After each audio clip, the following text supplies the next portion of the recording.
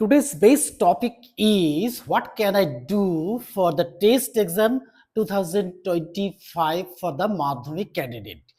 যারা 2026 সালে মাধ্যমিক দেবে তাদের টেস্ট এক্সাম কিন্তু খুব কাছেই, অর্থাৎ কবে না 3 নভেম্বর টু 13 নভেম্বর পর্যন্ত কিন্তু এই টেস্ট এক্সাম হবে। এই টেস্ট এক্সামের আগে কিন্তু আমরা অনেক সময় কিন্তু ব্যয় করে ফেলেছি, আর আজকে কিন্তু এই যেটুকু সময় আছে, অর্থাৎ এই টেস্ট এক্সামের আগে যেটুকু সময় থাকবে, কবে না ঠিক টেস্ট এক্সাম হওয়ার ঠিক আগের মুহূর্তে, অর্থাৎ ধরো তোমাদের টেস্ট এক্সাম আগামীকাল 10:30 থেকে, তাহলে আজকের রাতটা কি করবে, অর্থাৎ এই আজকের রাতে তোমাদের কি কি করণীয় সেইটা সম্পর্কে কিন্তু আজকে তোমাদের ভিডিও দেবো। তার আগে বলবো যে এটা বলতে গেলেই দেখো আমরা কিন্তু সব সিলেবাসটাকে সুন্দর করে পড়েছি এবং টেস্ট হওয়ার জন্য যেগুলো পড়ার সেগুলোও পড়েছি, বিভিন্ন সাজেশন পড়েছি, বিভিন্ন টিচারের ওপিনিয়ন শুনেছি, সব শুনে কিন্তু আমাদের সব মুখস্থ। কিন্তু তার সত্ত্বেও তোমাদের আমি বলবো যে এই টেস্ট এক্সামের ঠিক আগের মুহূর্তে আমাদের কি কি করণীয়, যেগুলো করলে কিন্তু আমাদের টেস্ট এক্সামটা সবচেয়ে ভালো হবে।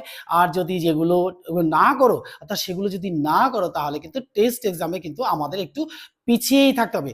তাই বলবো যে টেস্ট এক্সামের আগে আমাদের কি কি করণীয়, অর্থাৎ টেস্ট এক্সাম মানে মাধ্যমিক, অর্থাৎ ডেমো মাধ্যমিক দেওয়া। এই মাধ্যমিক দেওয়ার আগে কি কি করব সেটাই কিন্তু আজকে তোমাদের সামনে শেয়ার করব।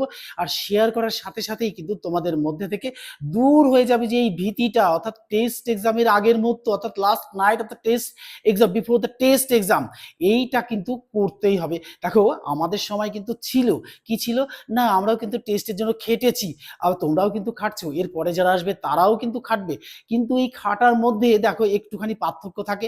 আমাদের সময় দেখো কবে না সেই কথা তো 1889, অর্থাৎ 1989-এ কিন্তু মাধ্যমিক আমাদের, তো সেই সময় আমরা টেস্ট দিয়েছি, কিন্তু সেই সময় পাশ করেছি। কিন্তু আমাদের সময় কিন্তু একরকম ছিল, এখন কিন্তু ইন্টারনেট দুনিয়া আমাদের একদম হাতের মুঠোর মধ্যে।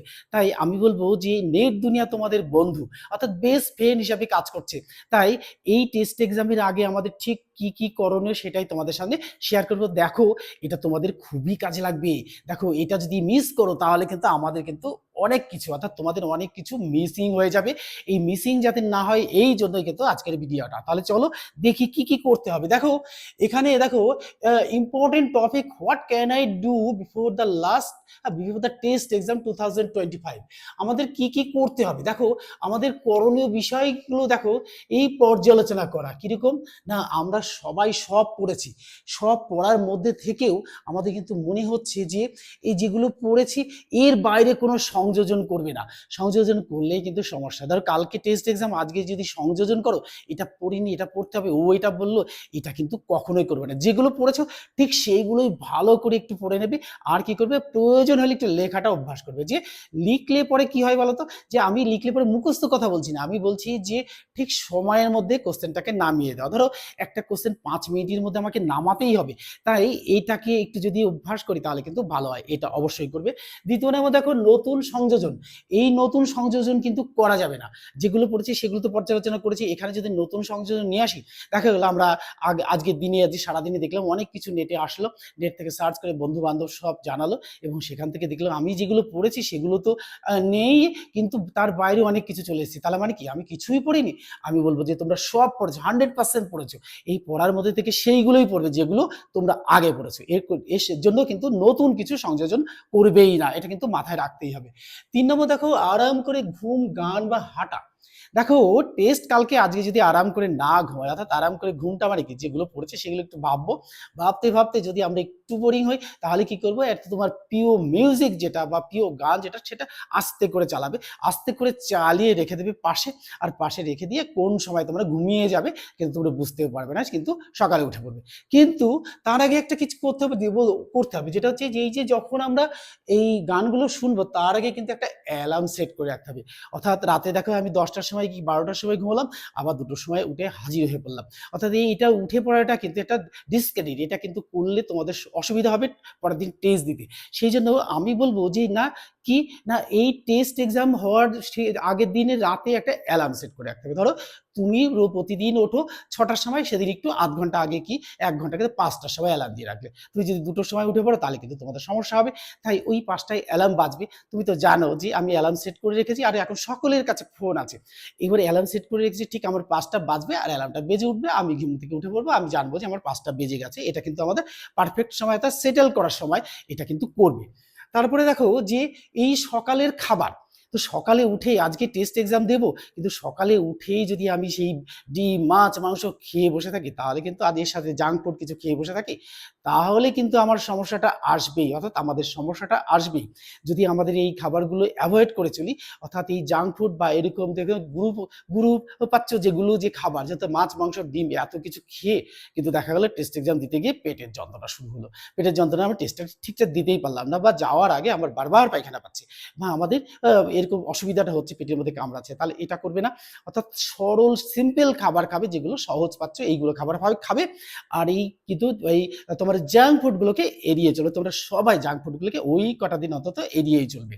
তারপরে দেখো কি, হাইড্রেটেড থাকা, অর্থাৎ জল, অর্থাৎ টেনশনে অনেক সময় কি হয়, মুখ শুকিয়ে যায়, সেই জন্য আমি বলবো যে পর্যাপ্ত পরিমাণে জল খাবে। জল খেলে কি হবে, অর্থাৎ মূত্র ত্যাগের মধ্যে দিয়ে আমাদের শরীর থেকে দূষিত পদার্থগুলো বেরিয়ে যাবে, শরীরের প্রয়োজনে জল থেকে যাবে, আমাদের মুখ শুকাবে না, অর্থাৎ ভেতরটা মনে হচ্ছে শুকিয়ে আসছে ভয়তে, সেটাও কিন্তু দূর হয়ে যাবে। এটা কিন্তু করতেই হবে। এবার দেখো যে সঠিক সময়ের আগে পৌঁছানো, দেখো এটা আমরা অনেকেই কিন্তু ভুল করে ফেলি। টেস্ট এক্সাম শুরু হয়ে গেছে, এবার রোল কল করছে, তখন গিয়ে হাজির হচ্ছে, ক্লাসে ঢুকতে গিয়েও বাধা, আর ওই যে একটা টেনশন কাজ করছে, এইটা কিন্তু করবে না। তোমরা ট্রেনে পারো, বাসে পারো, সাইকেলে পারো, হেঁটে পারো, যে যেভাবে পারবে। ধরো কথার কথা ধরলাম যে টেস্ট এক্সাম শুরু হবে 10:30টায়, তাহলে আমাকে অন্তত 9:30টার মধ্যে কি 9:45টার মধ্যে কিন্তু আমাকে স্কুলে পৌঁছতেই হবে, অর্থাৎ যে ইনস্টিটিউট বা স্কুলে পড়ো সেখানে কিন্তু পৌঁছতেই হবে। সেখানে যদি পৌঁছে গিয়ে একদম তো সাধারণ সরল সাদাসিধেভাবে থাকবো, অর্থাৎ কোনো খেলাধুলা চিৎকার চেঁচামেচি কোনো কিছুর মধ্যে যাব না। যেইগুলো পড়েছি আমি জানি ওইগুলোর মধ্যে থেকেই আসবে, আমি ধরেই নেবো 100% কোশ্চেন আমি আগে যা পড়েছি তার থেকেই পাবো।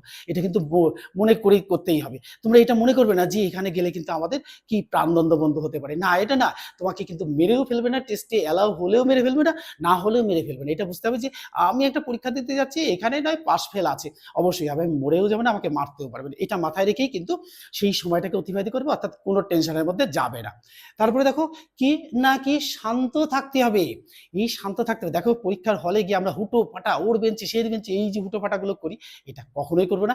আমরা কিন্তু নির্দিষ্ট জায়গায় গিয়ে একটা নির্দিষ্ট ছায়া জায়গা হলে ভালো হয়, সেখানে গিয়ে চুপচাপ বিশ্রাম নেবো, আর যেগুলো পড়েছি সেগুলো একটু ভাবতে থাকবো।